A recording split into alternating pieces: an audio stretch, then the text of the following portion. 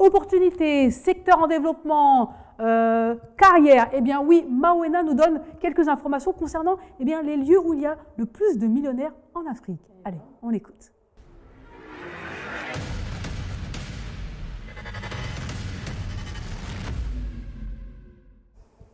Oui, aujourd'hui je vous parle argent et je vous parle des pays où il fait bon vivre quand on est millionnaire ou milliardaire. Déjà, est-ce que vous savez quels sont les 5 pays où vivent les ultra riches africains sur le continent? Est-ce que vous avez une idée? Baba, tu as une idée? Vous buzzez si vous avez une réponse. Oui. Afrique du Sud. Ouais. Ok. Il y en a 5. Oui. Angola. Non. Kenya. Oui. Rwanda. Presque, pas dans le top 5, mais oui. Nigeria. Oui. Il en manque 2. Côte d'Ivoire. Non, il faut remonter un petit peu plus au nord. Ghana. Plus du Maroc. Oui. Ouais. Oui. Égypte. Oui, exactement. D'accord, donc nous avons. Alors, dans l'ordre, l'Afrique du Sud, avec presque 38 000 millionnaires, et millionnaires en dollars. Hein. Ah oui, il faut pas en préciser. CFA. Hein. Il y en a Attention.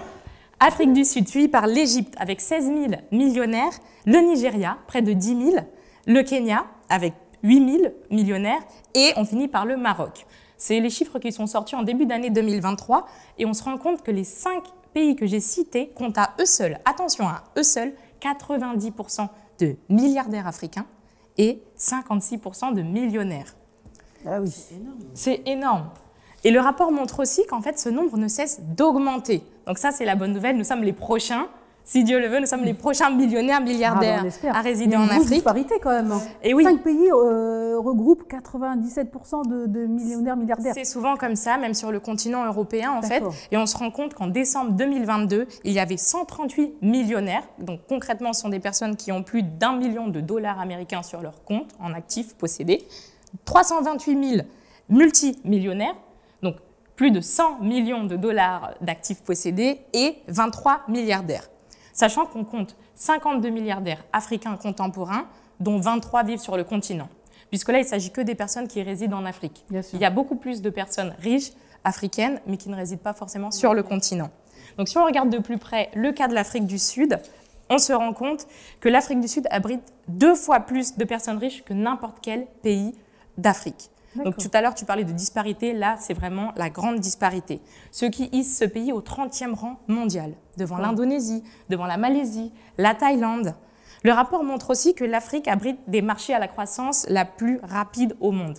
Joséphine, je pense que tu dois être au courant. Il y a 3 pays comme le Rwanda, l'île Maurice ou les Seychelles qui ont respectivement 72%, 69% et 54% de croissance. Et en fait, on se rend compte qu'il y a des migrations internes qui se font d'un pays africain à un autre.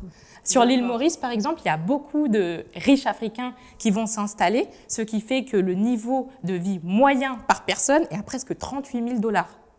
Donc ça, c'est quand même fou. Et là, la question qu'il faut se poser, surtout si vous êtes prêt à déménager pour rejoindre d'autres riches comme vous, c'est quels sont les facteurs à prendre en compte. J'ai fait une petite liste grâce à ce rapport. Il faut faire attention donc à la sécurité, la croissance aussi des secteurs clés, puisque si vous êtes riche, vous comptez le rester, donc il faut faire attention à ce que le pays dans lequel vous voulez habiter suit la marche ou pas. La liberté des médias, les droits de propriété solides, et ça va avec le système bancaire et le système boursier bien développé aussi. Le taux d'imposition, puisque si vous êtes riche là, pardon, vous allez vous faire taxer. Et la migration de richesse. Pouvez-vous faire bouger vos biens à l'intérieur de votre pays comme vous le voulez? Donc pour conclure, le nombre de millionnaires devrait bondir de 42% au cours des prochaines années pour atteindre près de 200 000 personnes en 2032. Ce que je vous souhaite, c'est d'en faire partie. Ah ben, on se le souhaite aussi. Hein. On vous le souhaite aussi. Merci beaucoup, Mawena, pour ces informations qui nous ont boostés.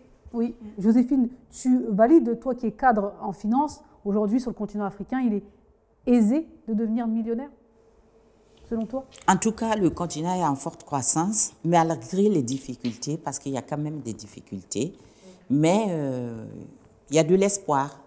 Mais bon, je ne voudrais pas refroidir l'atmosphère, mais quand même, je suis organisatrice du Forum international de l'agroalimentaire. Et il ne faut pas oublier que d'une manière générale, 80% des denrées alimentaires en Afrique sont importées jusqu'à présent.